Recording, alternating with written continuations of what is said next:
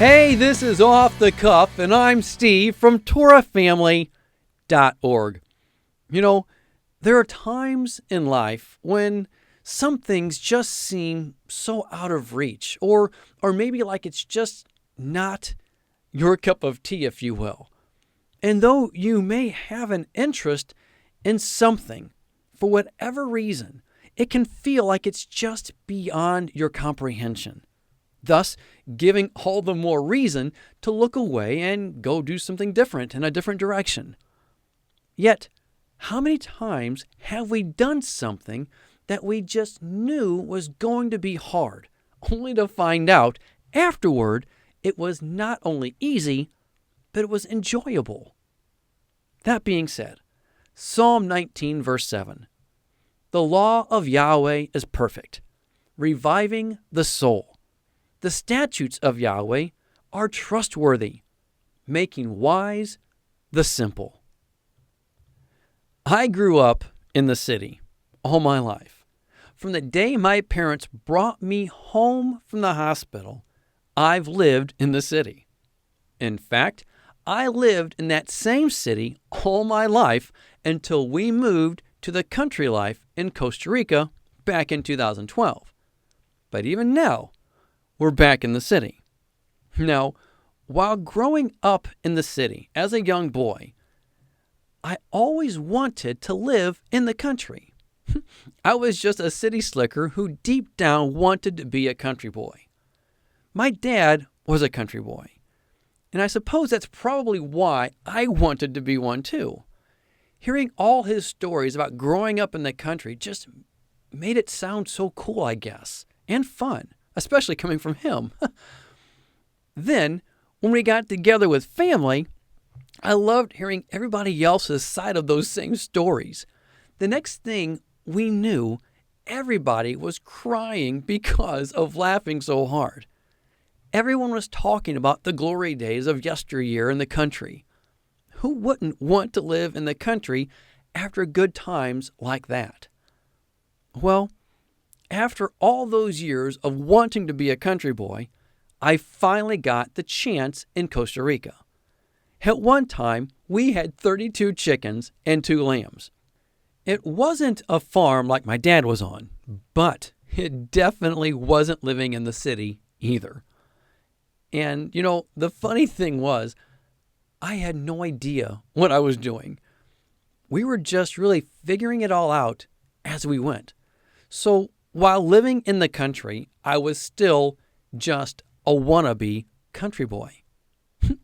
I was still a city slicker, and more times than not, it was very obvious. And don't get me wrong, excuse me, I had no problem with getting down in the dirt. The problem was, I didn't exactly know what to do when I was there. I like to think I knew what I was doing. However, in reality, I was just winging it the best I could. The more I tried to live the farm life, if you will, the more I saw it's really not that hard, at least not until after I learned it. Learning something here and learning something there, it's how it went. Then, after you learn that something, you simply say, oh, well, that makes a lot of sense. But before that, you didn't know because it was new to you, and it was very intimidating at times. And times it seemed overwhelming because it was all new. But once you get the hands-on experience, it made all the difference in the world. But first you had to experience the hands-on experience. In fact, once you had the hands-on experience, you end up thinking, well, why didn't I get this before? Something that just seemed so complicated can be a no-brainer afterwards. You just had to have that experience in trying it out first. The more you practiced it, the easier it got, and the better you got at it. At least that's how it was for me there. From butchering chickens to trimming sheep's hooves, from learning what grows in the garden and what doesn't, and when to plant, with the moon, that is. Excuse me. It's things that I would have never, ever thought of, and didn't, mind you, but later it became common practice as I learned it. But beforehand, it was intimidating. I didn't get it. And it was really kind of like, I don't want to say scary, but when you don't know what you're doing and you don't want to look like you don't know what you're doing, you just want to do your best and you're trying to get it. And like I said, you're winging it. A cool thing was how you learn that's something that can be done entirely to your own taste. And your neighbor may do the same thing a completely and entirely different way. So while there's some things that needed to be followed perfectly, if you will, there were other things that you could do how you saw it would be best. It didn't have to be this, this, and this. It could be how you wanted to do it. While other things, you need to do this, Steve. You need to do that, and you get it perfect. So I was a city slicker trying to be a country boy, and that's okay. I was having a great time learning. Yet, that's kind of how it is for us in pursuing the Torah. I'm just a wannabe. I'm just learning as I go. There is so much to comprehend and to wrap my head around that it can seem, overwhelming at times. But then, the more we pursue in understanding it, we find just how simple it really is. It can be a struggle to learn something, I get it, at first. But once you learn it, it's like you say, oh, well, that makes perfect sense. And that's how it is with Torah. There will always be elements to it that we don't fully get, at least not until Yeshua comes back, that is. But we're learning just the same.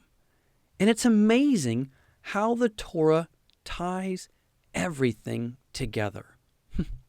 It's like it just helps us in understanding the feast and how they relate and point to prophecy. Learning that traditions are okay as long as you know that they're just traditions. Knowing that if someone else doesn't want to follow that same tradition, it's okay. It's just a tradition. Traditions are just that. They're traditions. Some things you don't have to do. It goes back to the thing of like, some people would do this, this, and this, and you have to, they do it how they would like to. But there's other things, like I'm talking to farm life, you had to do this just perfectly if you want it to work right. It's the same principle. In following Torah, there are some things, yes, we have to pursue and see how the scriptures say it. Other things, when it comes to traditions, you follow it how you want to. You don't have to follow this tradition this way because it's just a tradition. I hope that makes sense. Learning that the law, was given for our benefit and that it wasn't taken away for our benefit. That's something, you have to learn and understand that He gave the law for us. He didn't take it away for us. He gave it for us. It's for us to benefit us. He said it's a blessing if we follow it and a curse if we don't. Thus, the curse of the law. When I think a lot of times we forget that the curse of the law it's sin, and sin, that's disobedience to the law. So the curse of the law is when you disobey the law. And the blessing is when you pursue it.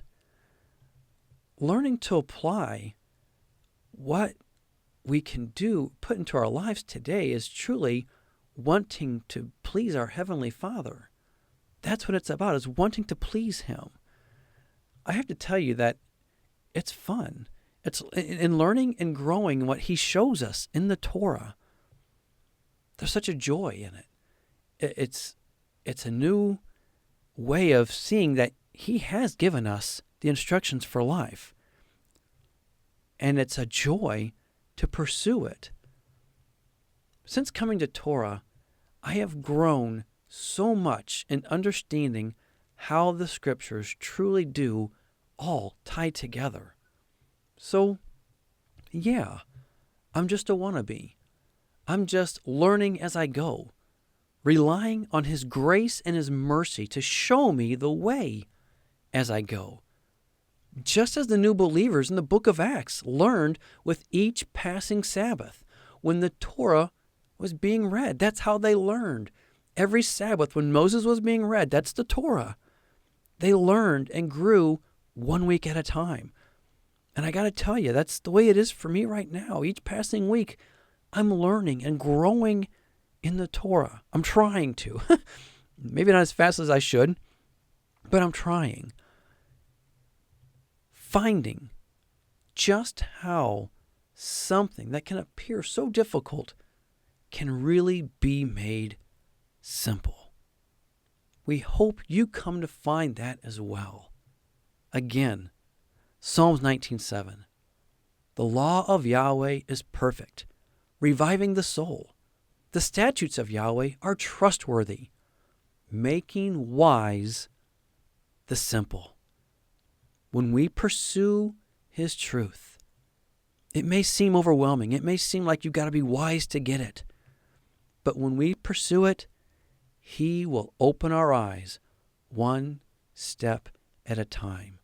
He will make it simple when we pursue Him. Pursue Him, and He will open it up to you like never before.